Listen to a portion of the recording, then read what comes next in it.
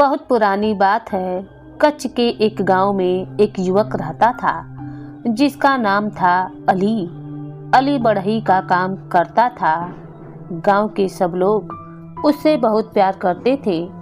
वह छोटा था तभी उसके माता पिता की मृत्यु हो गई थी, इसलिए वह अकेला ही रहता था।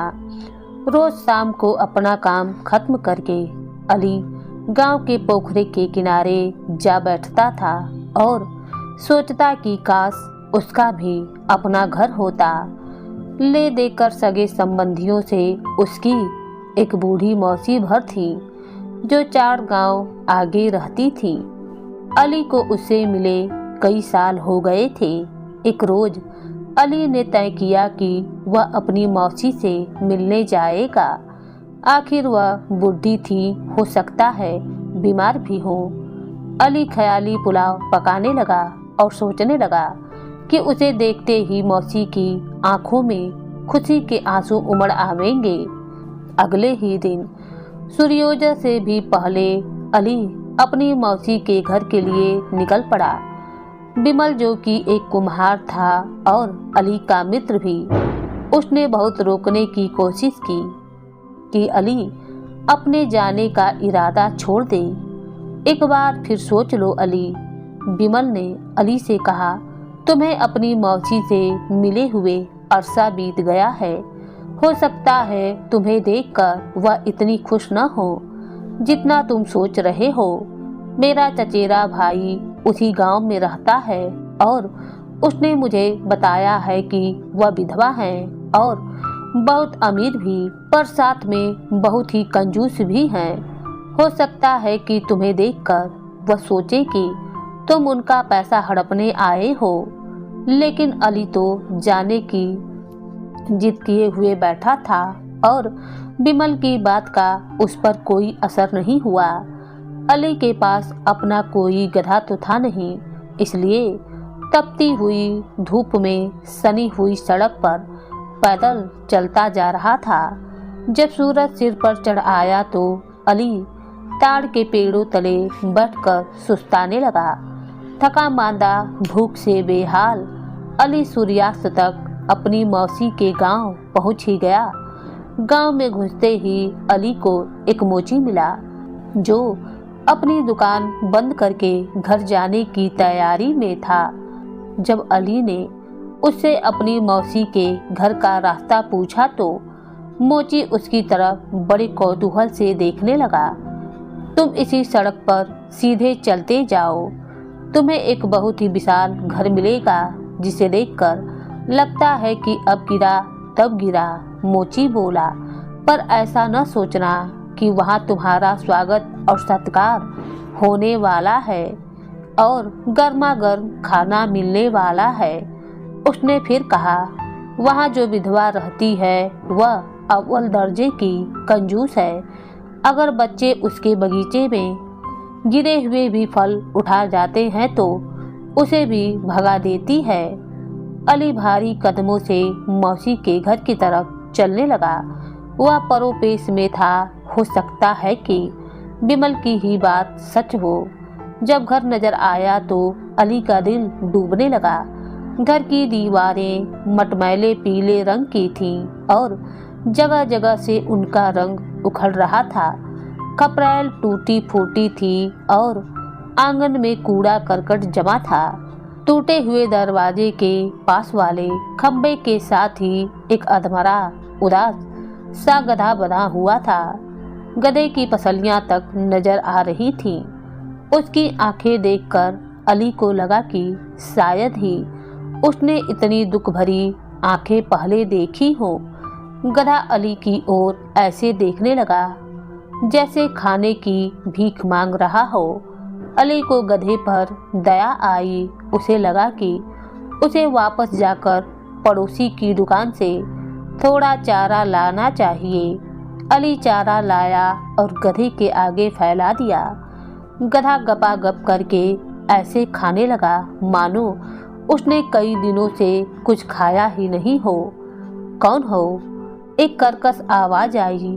मेरे गधे से तुम्हें क्या काम है? अली ने मुड़कर देखा तो पके बालों वाली पतली सी बुढ़िया खड़ी थी। तो यह है मेरी मौसी, अली मन ही मन बोला। वह साड़ी में थी जो सफेद कम पीली ज्यादा थी। उसके माथे पर क्रोध की रेखाएं साफ दिखाई पड़ रही थीं। अली ने उसे अपना नाम पता बतला दिया, पर मौसी अली से मिलकर बिल्कुल भी खुश नहीं हुई। और जैसा कि बिमल ने कहा था, मौसी को लगा कि अली उसके पैसे ऐंठने ही आया है। मैं तो बहुत ही गरीब हूँ बेटा, मेरे पास कोई पैसा वैसा नहीं है, अपना ही पेट बड़ी मुश्किल से पालती हूँ, तो तुम्हें क्या दूँ? तुम तो बस मुंह उठाकर आधमके हो मेरे पास। अली को बुरा तो बहुत लगा, मगर उसने कुछ भी जाहिर नहीं होने दिया। उसे तो सिर्फ थोड़ी आत्मीयता, थोड़ा प्यार चाहिए था। उस रात जब अली रसोई के फर्श पर सोया तो उसका पेट खाली था और मन भरा हुआ था। मौसी ने उसे सिर्फ एक कटोरी पतला कुनकुना सा दलिया खाने के लिए दिया था। और जब अली ने कहा कि वह अगली सुबह लौट जाएगा, तो एक बार भी उसे रोकने की कोशिश नहीं की। अगले दिन जब अली चलने को तैयार हुआ तो मौसी बोली कि अगले दिन गांव तक वह भी उसके साथ चलेगी। आज मंगलवार है, गांव में बाजार लगेगा। वह बोली, मैं अपने इन निखट्टू गधे को आज ही बेच दूंगी। काम का न काज का, दुश्मन अनाज का। बेचारा गधा क्या था, हड्डियों का ढांचा भर था, किसी को बैठा तो सकता नहीं था। अली और मौसी जैसे तैसे उसे लेकर बाजार तक ले गए। गांव भर के लोग वहां जमा थे। दुकानदार और खरीदार चिल्ला चिल्ला कर आपस में मोल भाव कर रहे थे। झुंड के झुंड दुकानों के आसपास खड़े रहते थे, तरह तरह की चीजें देख रहे थे। चटकीले कपड़े, सजीले मटके, कई तरह के फल और सब्जियां और बच्चों के लिए लकड़ी के खिलौने। अली और बुढ़िया बाजार के बीचों बीच आ गए, जहां लोग अपने अपने जानवर बेचने आए हुए थे। अपनी तीखी आवाज में मौसी ने घोषणा की कि जो भी इसके गधे का सर्वाधिक दाम देगा, गधा उसी का हो जाएगा। अली यह देखकर बहुत हैरान हुआ कि बहुत से व्यापारी बोली लगाने के लिए आगे आए हैं।